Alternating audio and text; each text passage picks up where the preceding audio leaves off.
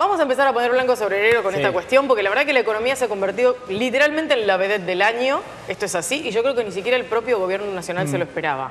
No, a ver, ¿qué esperábamos del gobierno de Mauricio Macri? Se cumplió un año que fue elegido, esperábamos todos que tenga ciertas sensibilidades y debilidades políticas,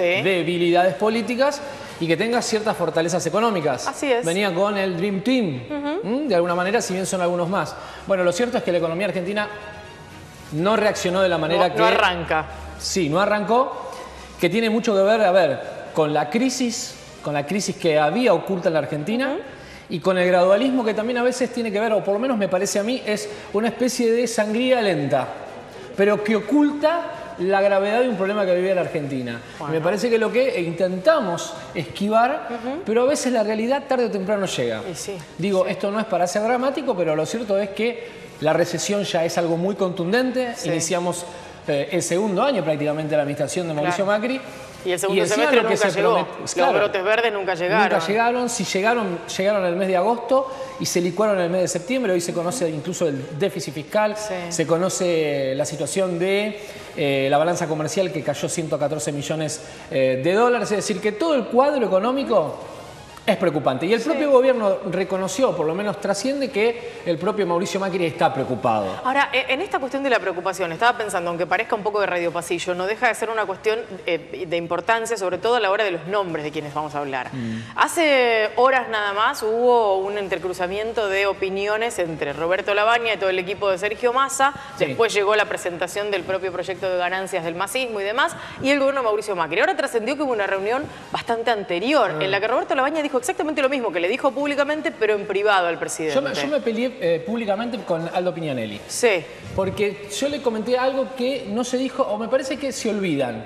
Y acá hay un hombre que es fundamental en la economía argentina que a veces se olvidan, que es Jorge Remes Lenikov, y es de la Ciudad de La Plata. Cuando asume en febrero del 2002, devalúa de 1 peso a 1,40. Fue la gran devaluación de Eduardo Duhalde. El mercado se llevó por delante a la situación que exponía en ese momento la conducción de Remes Lenikov con Aldo Pignanelli, etcétera, y se llevó noviembre del 2002, el dólar estaba a 4,60. Es decir, la devaluación fue casi multiplicado por 4.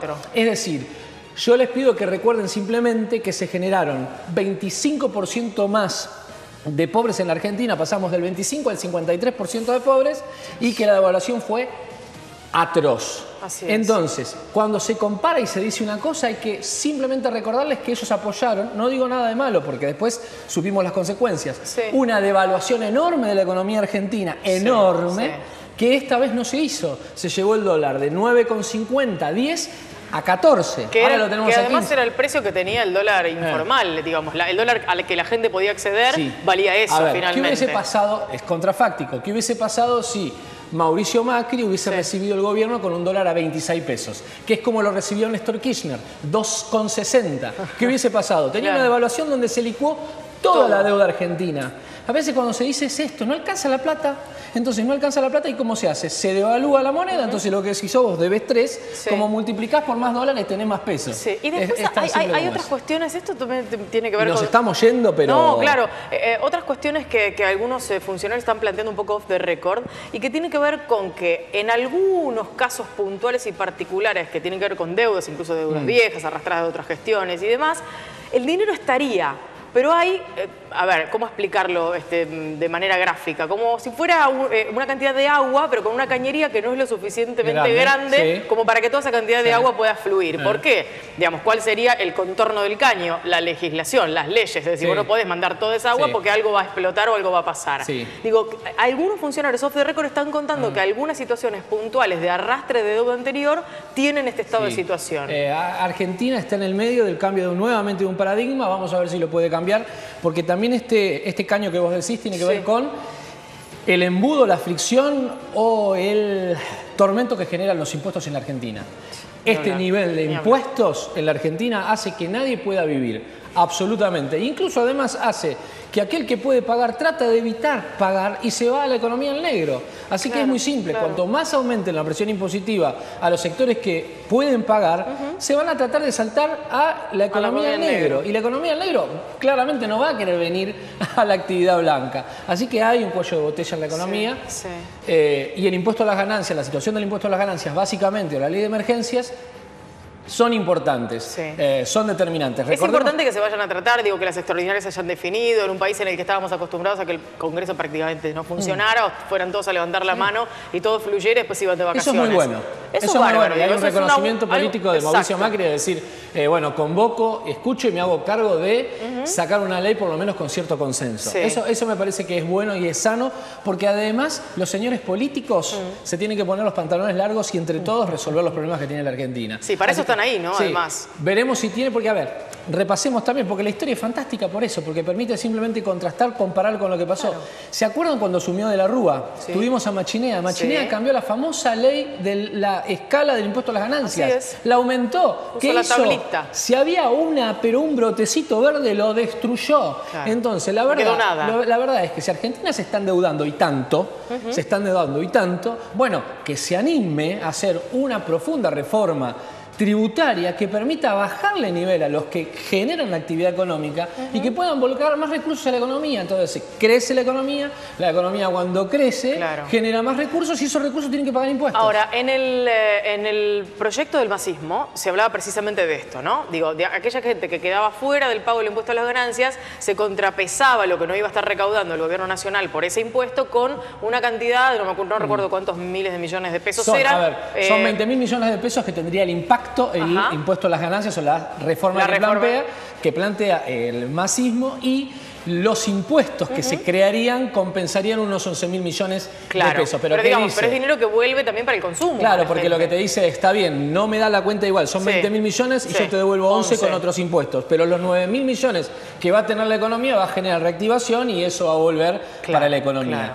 Es una parte cierta, es muy cierto y muy probable que ese proyecto sea mucho más lógico y tenga mucho más sentido común. Ahora, pero cuando tenés para los zapatos, este momento de la Argentina... Claro, cuando tenés los zapatos puestos en el Poder Ejecutivo y tenés que administrar pobreza o falta de recursos, es muy difícil salir a tomar una decisión de una baja tan fuerte del impuesto a las ganancias. Pero además te digo una cosa, no es solamente Mauricio Macri el que no quiere bajar los impuestos, el impuesto a las ganancias. Son, señores, las provincias, porque ese impuesto es coparticipable.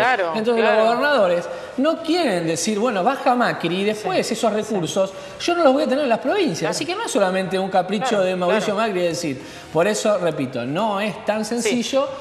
Se vienen a aportar nuestro productor que justamente hoy los propios gobernadores fueron los que impulsaron la baja de la reforma política, que no será, por lo menos para las próximas elecciones, el tema de la boleta única electrónica, un poco a propósito de ir jugando yo te doy, vos me das, toma y daca con el tema del... Bueno, la gobernadora de la provincia de Buenos Aires está que trina un poco con parte del equipo económico, porque la verdad tiene que sostener una provincia que incluso en el reparto está olvidadísima, en el reparto impositivo, tiene que aguantar una situación compleja, y la verdad que lo que necesita es que el país se recomponga. Entonces le prometieron que iba a salir la provincia adelante y bueno, la verdad que se le hace muy complicado, incluso con el bono.